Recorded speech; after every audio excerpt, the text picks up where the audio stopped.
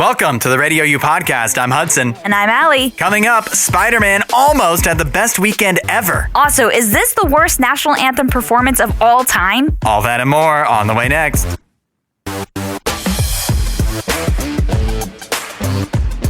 We're about to get a new member of the show. I hope that's okay, Allie. Oh, yeah? I haven't checked with you. Haven't talked to the boss. No. So, didn't know this was coming. Now it's coming. I made the decision. Oh, you did? Yeah. To get a new dog. Oh. 8772 Radio U or the talkback button in the Radio U app. Yesterday was the day that we went to the shelter. Okay, I'm trying to look on you right now to see if I see any dog fur. No, why would it give me fur that quickly? And well, I don't know. It says, how furry is the dog? I'm just trying to see if there's any hints. It's I don't know the difference because it's the kind of dog where the hair is like more wiry. Like a coily? No, it's not coil. It's just like it's straight, but it's not like fluffy, you know? Like Okay. it's smooth. It's smooth, but it's hairy. Okay. The dog is a lab mix, so it's like a retrieve. Okay. So like that kind of so it's fur. kind of more short hair. Yeah. But also, we haven't brought the dog home yet. Oh. It's at the shelter. Okay. Fairly recent acquiring at the shelter. And so it hasn't even been fixed yet, so we can't bring it home until they fix it. Yeah. So that's what we're waiting on. So she is at the shelter now. She may get fixed today, and then we'll pick her up, or if not today, it's later this week. But the pressure is on because like they just don't hold it. So if she gets fixed today, for example, and I can't go either tonight or tomorrow morning to go get her, we just lose her. She just can go to the next person. Yeah, so the pressure is definitely on. All right. I have to clear my schedule. So she's a lab. Yeah, black lab mix. Yeah, chocolate. she's black. Okay. A mix. She has like a white chest. Okay. And so now the debate is, what do we name her? What to name her? Yes, and I don't remember this being. I was recalling. Like when we got Zafira the dog, it wasn't a challenge at all. Yeah. When we got her, she was named Chevy, but I know that we did not call her Chevy at all. Yeah. We never called her Chevy. Even though that's a cool name for a dog. I like that name. Yeah, but we're more Ford people. Jeep, You have actually. Jeep. I Yeah. was going to say you are not a Ford person. Yeah, we have a Lincoln that's made by Ford, so and a Jeep, but nevertheless, not Chevy. Yeah. We would never. Well, Chevy's just a good name. We talked about this. It's kind of cool. But we went straight to Zafira, and I don't even remember debating anything. Where did you even hear that name from? It's not like a reference like they expected people to get. It was just like something we heard in a show. It's like, wait, that sounds really cool. Okay. It's in Better Call Saul. Oh. In Better Call Saul, it's the most expensive alcohol in the world. It's called Zafira and Yeho. Okay. And so that was like Zafira. That's it. I've seen Better Call Saul and I don't even remember that. Yeah, it's not like we wouldn't remember it either if we didn't name our dog that, but we were watching that at the time. You heard it and it just stuck. And that had to be like the night we brought Zafira home or something, because we never debated. It was never like, what should we name the dog? Yeah. It was just like, that was it. Yeah. But that's not how it is this time. Her name at the shelter is Lilo. We are not sticking with that. No. But we cannot decide. We've been really debating. Okay. And so if anybody has any ideas, you can add them in at 8772 Radio U. I'd be happy to take plenty of them. But I mean, we've gone through a ton of suggestions already since yesterday and not really been able to make up our mind. No top ones that you're like, okay, maybe here. So, Mrs. Hudson likes the name Nebula. Oh. But I don't think Nebula is okay. And, she's black, so like, outer space, whatever. Yeah, sure. But I don't like shortening Nebula to like Nebby. That sounds really not right to me. So I don't think I can agree with that. Okay. But I might get overruled. Or you could call her Nebs. Nebs. I kind of like some coffee kind of themed ideas. Okay. I just threw out, even though she's not the right color for it, but I threw out mocha, and that's kind of like got a little bit of traction potentially. So, okay. I don't know. See, I mean, I don't know. What would you shorten mocha to? Momo or something? Mocha's pretty short. It's only 2 syllables. But you always just call her Mo. Mo works. But you just always shorten pet names. Because even Noelle, 4 letters. I still say Noe sometimes. I always thought Noelle had like a E-L-E. Well, that is a way to spell it, usually as like a middle name for girls or a first name for girls. But Noel was for Christmas, and Noel for like the Christmas word is Noel. Well, this is a debate that will definitely go on at least through the duration of this show. Yeah, so text in everybody, 8772-RADIO-U. Help Hudson name his dog. How old is Lilo? 10 months, they said. Okay, so pretty young. She's pretty, because, I mean, I don't know. I feel bad going to the shelter, and there's there's a bunch of pit bulls, and I'm like, I know you said you didn't want the pit bulls. But and it's not even like, I think they're going to attack or whatever. No, yeah. But I've had friends that have had pit bulls, and they're very sweet, but everyone gnaws on you. Yeah. Then they have sharp teeth, and they're not being mean, but it's just like, I cannot, I would have no skin on my arm.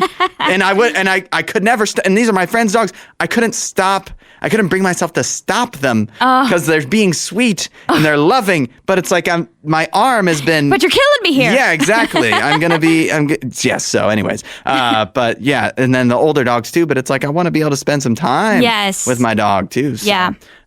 Anyways, 8772-RADIO-U. What should we name this black lab mix that we're bringing home hopefully today? There may be a new oldest person in the world. And it's not because the oldest person died. 8772-RADIO-U or the talkback button in the RadioU app.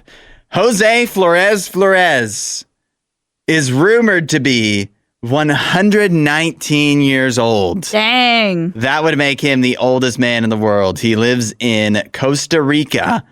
And despite the fact that he is potentially 119 years old, he still lives a pretty active lifestyle. Wow. He lives with his family still. It's not like he's in a home somewhere. Yeah. He still goes on walks. What kind of 119-year-old goes on walks? Jose Flores. Yeah. So it's right now, it's trying to be verified because obviously, think about this. If he's 119 years old, that would have him being born in 1907. That's nuts. In Costa Rica. Yeah, so he's in Costa Rica. The record keeping may not be, from 119 years ago, may not be that great. Is there any way we could find like a census or something that he's on? Yeah, what they are going off of at the moment is they do have like a birth record. Okay. And they have a baptism record from when he was like a baby. Yes. So that's some good signs, but it's still like to call somebody for them to be like the Guinness World Record holder. There needs to be some proof. Yeah, they have to have more than two things that maybe somebody just wrote that look old, Yeah. So they have to really verify it, but he could be the world's oldest man, 119 years old. Do we know who is holding the record currently? It's a woman in, I think it's France. Okay. And I think she's 117. Oh, okay. So she's pretty close. No, she's British. Her name is Ethel Caterham, and she was born on August 21st, 1909. Wow. And so she is almost 117 I was going to say, she's about to have her birthday. Yeah, literally a couple weeks. So. How exciting. Yeah. And now, do you, wouldn't that suck to be the oldest person in the world and you get overtaken? Yeah. Because that's not supposed to actually happen. Yeah. Right. Yeah. You're like, who? You're supposed to be the oldest person in the world until you die. Yeah. That's Jose, how it works. who? So maybe this will be motivation for her. No way, Jose. Yeah, for her to live longer. She's like, I can't be outlived by this guy. I need my record back. So I don't know. It's going to be really, apparently this guy, he has like an unfair advantage. Okay. You could say. Because whether or not he actually is 119, he's definitely very old. And he lives in one of 4 what they call blue zones in the world. Yes, I've heard of this. Japan, I think, is one of them. Yeah, there's Okinawa in Japan, and then Loma Linda in California. And there's somewhere else. Icaria in Greece and Sardinia in Italy. These are like the only blue zone regions in the world where people routinely experience just live very long. Longer lives than it makes sense anywhere else in the world. Interesting. So nobody else in this area has lived to 119 that we know of before Jose Flores. Yeah. But still, he there's probably many more older people there living to an advanced age, like over 100 years than is average. That's pretty wild to think about. So I guess that means we got to move to one of these blue zones if you want to live a long life. Well, that brings me to my question, Allie. How old do you want to be when you die? I've thought about it, and you know what? I'm just like, I don't know if I want to live till I'm 100. I don't know if I want to see what's going to happen. Well, exactly. World when I'm 100 years old. Yeah. Well, I already know I'll be blind long before I die. Yeah. And so I know how long I want to live blind. You know? I guess my thing is I don't have an age in mind, but whenever I become a drooling liability, pretty much is kind of. Well, that's my thing. Is I want to be a person that dies. I don't want to be a burden. I want to have my mind with me. You know, like I want not like I'm able to still communicate with people and still like think properly and correctly. Maybe I'm not as sharp as I used to be, but I'm still pretty sharp. And so I want all of those things. I don't know if I can have all of those things, but I do have some family members that was the case. They were sharp till the very end. And so I would love for that to be the case for me. So I don't really have an age in mind, but I just want to be, I want to have a good life. Yeah. By the way, isn't it funny the juxtaposition of Jose Flores, who, just lives a pretty normal life. Like he fought in the Costa Rican Civil War. Wow. He likes boxing and playing dominoes, and he lives to 119. And then there's Brian Johnson. Yeah. And he, does nothing. Doesn't expose himself to the sun. Right. And he's trying to live forever. And now he has an autoimmune disorder. It's you just got to get lucky. Yeah. You can't fake your way to 119, Brian Johnson. This weekend was the inaugural game in the Women's Pro Baseball League. But no one's talking about the game. All they're talking about is the most potentially confusing national anthem performance of all time. Yeah. 8772 Radio U or the talkback button in the Radio U app will send you the video. If you've not seen it, text the word anthem to 8772 Radio U. It is Martha Reeves performing with two other women who are unnamed, at least that I've seen. Yeah. And so it's the three of them singing. Martha Reeves is much more powerful of a voice than these other two ladies. Her mic is hot. Her mic is hot, and she's got some pipes. She does. I mean, she was a Motown legend. I know. She's got some great songs. Yes. Nowhere to Run from Baby Driver. Right. Which makes this all even more sad. Yeah, definitely. I mean, she's 85. Yeah. So I guess time comes for us all. But it's so confusing because it sounds like they're almost synced up, but they're singing the same words and the same tune, but it sounds like they're her and the two other ladies are singing two different songs. It does. Somehow it felt like two different videos were playing at the same time when I was listening to the anthem. I was like, what is going on? Yeah, it is. It's really confusing. It's definitely sad. And then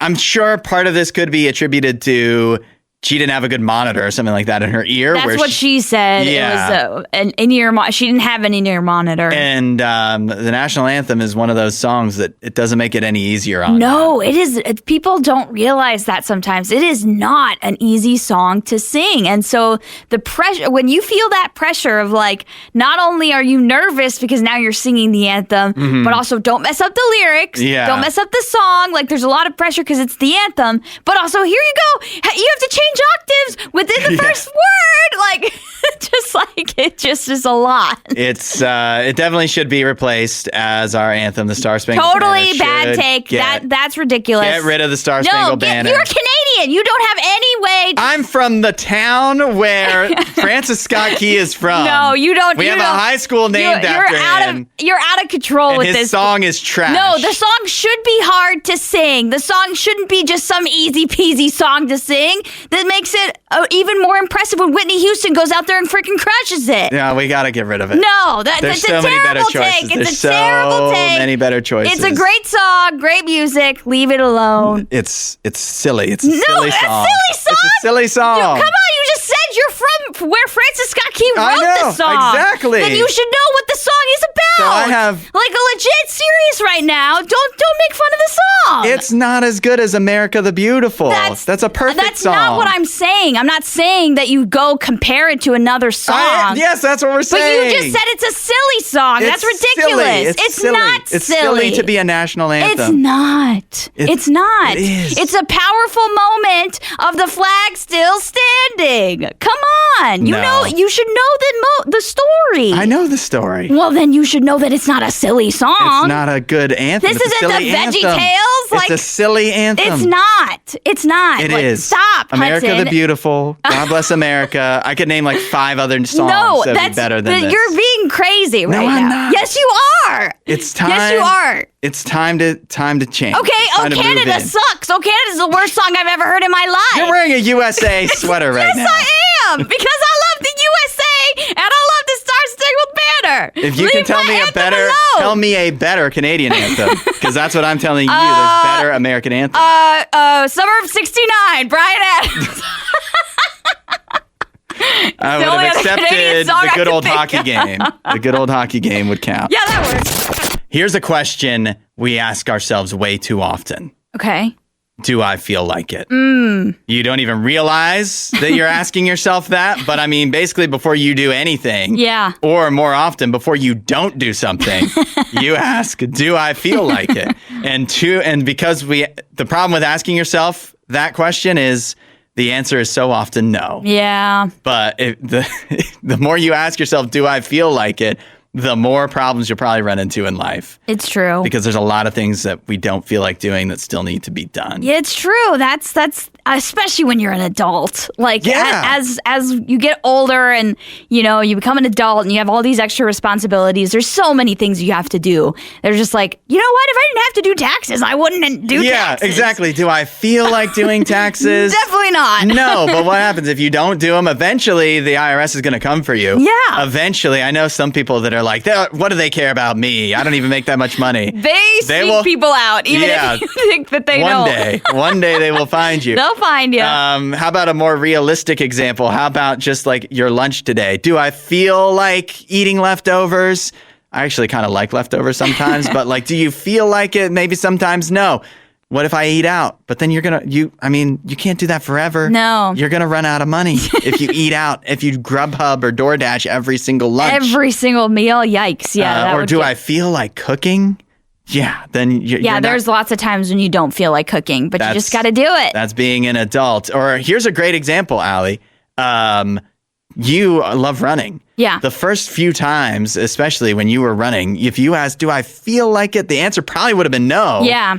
And then you never would have started the habit. And now, like, it's really paid off, right? Yeah, 100%. It's one of those things where you just have to mind over matter. Mm-hmm. You have to tell yourself, keep going, even though your body's like, please don't keep going. Yeah. I think there's random occasions where you need to treat yourself. And if you're saying, I don't feel like it, then I guess not. Yeah, like breaks are needed. Yeah, but generally, if we just asked ourselves, do I feel like it all the time? We'd find that we really don't feel like doing much of anything. Right. And eventually that would catch up to you. But when you get over your feelings, because, our feelings are liars so often. When you get over them, eventually you find good habits can take place. And when you get over them, you can find that good things happen from doing things you don't feel like.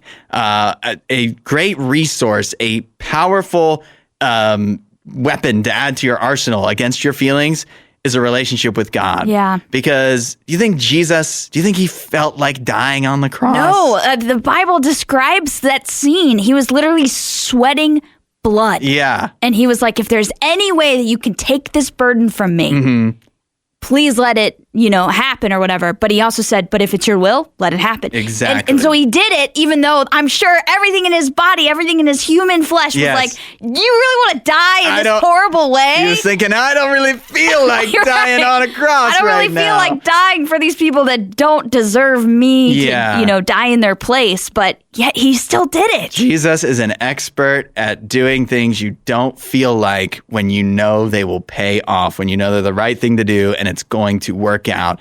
And so God is going to coach you with that. Yeah. You start spending time with God, you'll find that you'll be able to push through the not feeling like it more and more and find the things that are actually that you don't feel like doing that are worth doing anyways. It's a challenge, but that's what God is there for, to help you with it. If you want to know more, start talking to God right now. Say, hey, Jesus, help me find those things that I need to do, even though I don't feel like it. And go from there. You can find out more at RadioU.com/free gift. The moment so many baseball fans were dreading happened over the weekend. The Los Angeles Dodgers traded to acquire Cy Young winner Tarek Skubal. Yeah. From the Detroit Tigers. 877-2-RADIO-U or the talkback button in the Radio U app. The problem with this, to me, the problem is the Dodgers are already an all-star team. Yeah. Going into this season, it was already talked about how like they'll just pay enough money to acquire everybody they want, and there's nothing the rest of the league can do about it because there's no salary cap and blah, blah, blah. They traded to get Tarek Skubal. Yeah. So that same argument doesn't apply. Not necessarily, but people are still making that argument. It feels unfair. Here's my big problem with it, Allie, did the rest of the league not know that Tarek Skubal was available to be traded? Yeah. Because what the Tigers got back is just pathetic. It's so bad. For potentially the best pitcher in baseball, even though it is only for the rest of the season. I mean, yeah, he's the reigning Cy Young winner in the American League.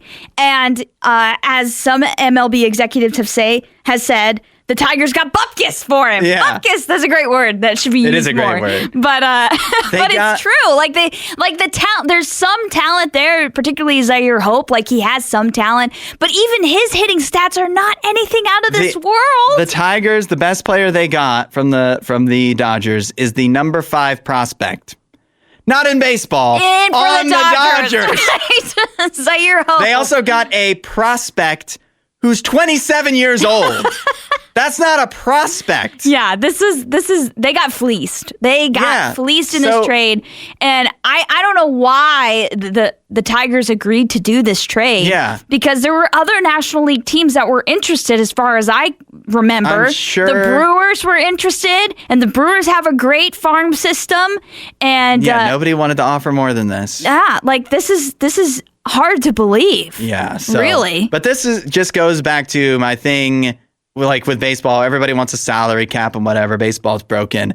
They're mad that there's not a salary cap, but you shouldn't be mad at that. You should be mad at your owner of your team. Yes. Because that's what the problem is. Most teams, I mean, like most of the league is not willing to spend money. Yeah. The Dodgers, like, we all wish we could be fans of the Dodgers because they're doing what we wish our team would do. Yeah. As spending the money and actually doing what they need to do to win. Yeah. And yeah, I mean, it's not like every team has an infinite budget, but there's a lot of every team is making money. Yeah, every team is making money, and there are certainly plenty of examples of teams that are purposefully almost sabotaging their team in a major league style, like the Cincinnati Reds. Their owner has literally come out and said very close to the script of Major League, basically, and said things where it's just like, this is so concerning. And so we have two different pictures here of owners that are almost sabotaging their teams, and then other owners that are willing to spend out the wazoo for their teams. Again, but unfortunately, there's only like 3 or 4 of those. Yeah, again, and one of them is the Dodgers. One of them is the Dodgers, and I do think we will see them come to a head if the Dodgers thrrepeat. That's very rare. It hasn't happened very much in baseball, and so if they threepeat, I think we're coming to a conversation where there's going to be a battle over this. Even though salary cap isn't even on the discussion with Tarek Skubal. Yeah. People are already making those arguments, though. You know who you should be most mad at is probably the Boston Red Sox. Oh, yeah? Because they swept the Dodgers this weekend. The Dodgers felt they needed something else. They scared the Dodgers. The Dodgers like, if we go into the World Series with like Emmett this. Sheehan, we're done. Exactly. 100%. It's our Monday tradition, the box office breakdown, looking at what made money and what didn't in theaters over the weekend. Let's mostly look at what made money, shall we? Yes. 8772-RADIO-U or the talkback button in the Radio U app.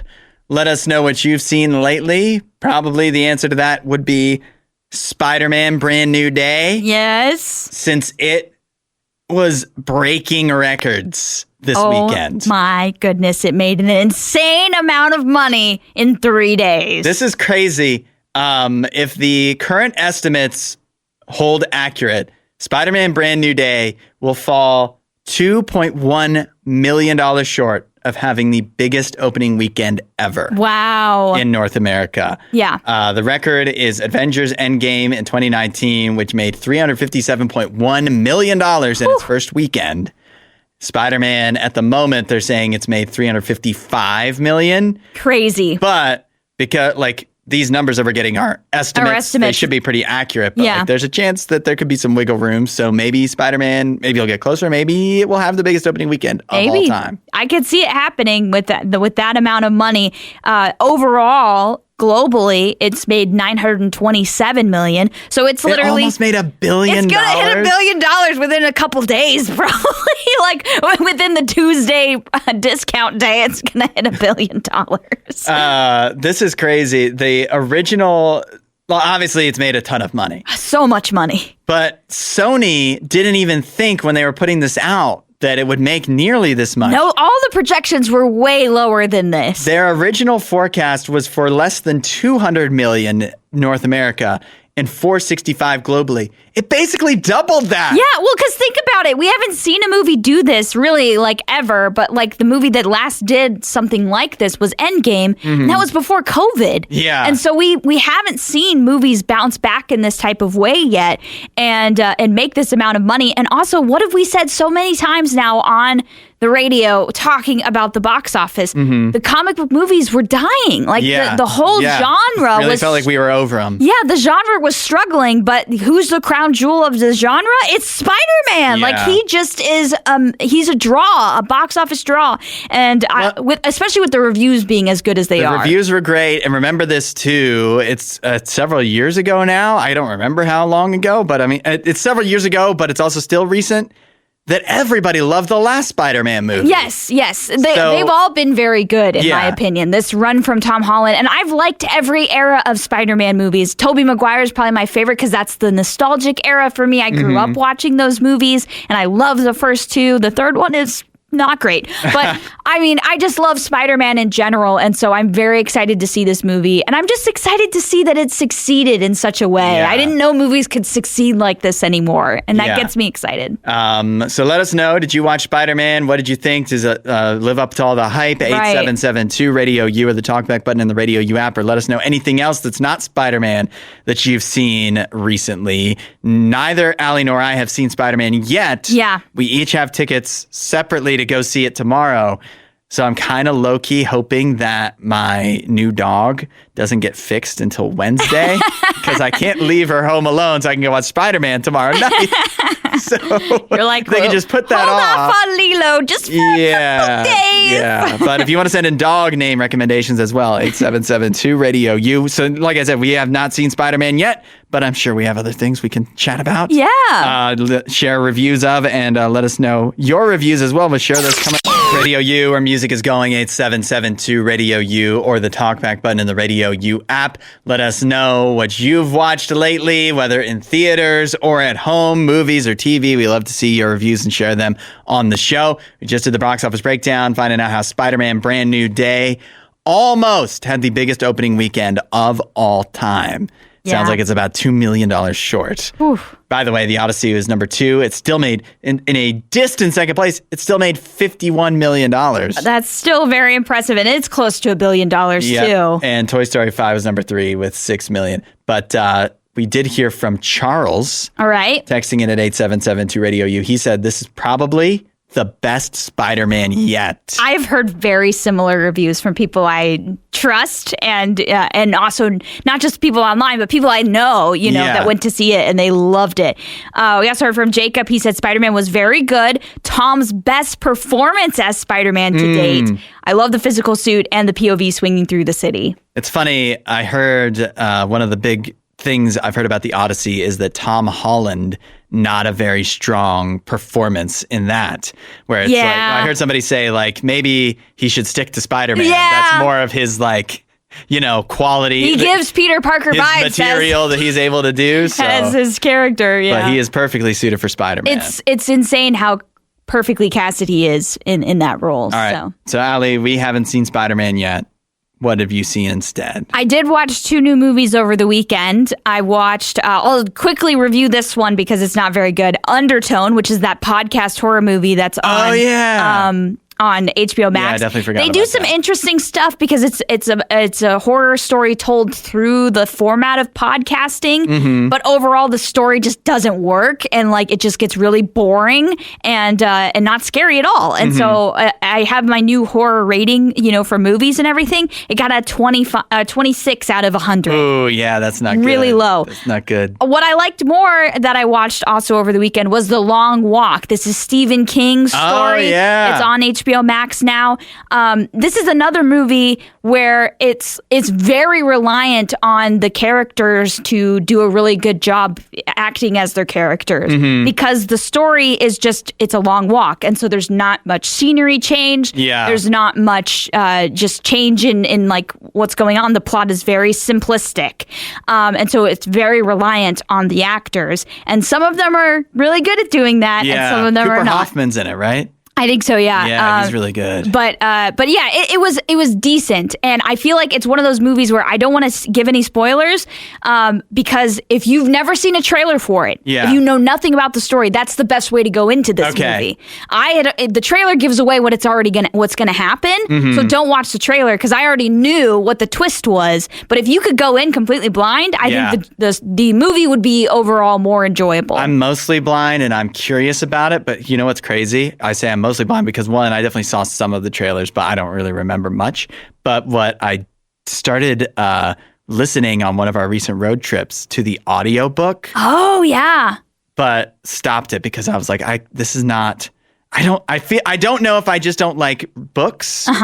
Or if I just don't like Stephen King. Stephen King is hard to get into. Yeah. He is very detailed. And so a lot of the stuff that he shares can be quite boring. And you're like, why am I reading this? That's but also it wasn't like, even though he's very verbose, like he uses a lot of language. Lots of words. But it was like not, I don't know, like the word flowery, like it doesn't feel. There's no meat there. It's very little substance. He's very descriptive. You just go, he said, feeling like an idiot. And I'm like, can you give me like a little more like creativity with that than just he felt like an idiot?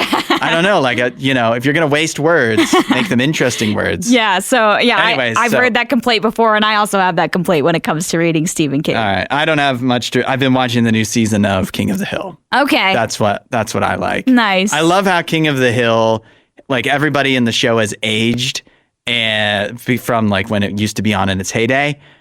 And it's still like the times have really changed from when it was on in its heyday. Yeah. But it still doesn't feel like preachy. You know what I mean? Okay. Because it's always kind of like, basically the lesson of King of the Hill is like learn to get along with everybody because everybody's annoying. Yeah. And sometimes it's the person that's like, Hank Hill and super conservative, whatever. And sometimes it's the person that's like the complete opposite. Yeah. And that's something that we do need. Like, we need everybody to get along. It's true. And just understand you're probably annoying somebody else as much as they're annoying you. So. It's good. It's healthy to have both perspectives. Yes. So I like that show can still be made. Yeah. And hopefully people still get it.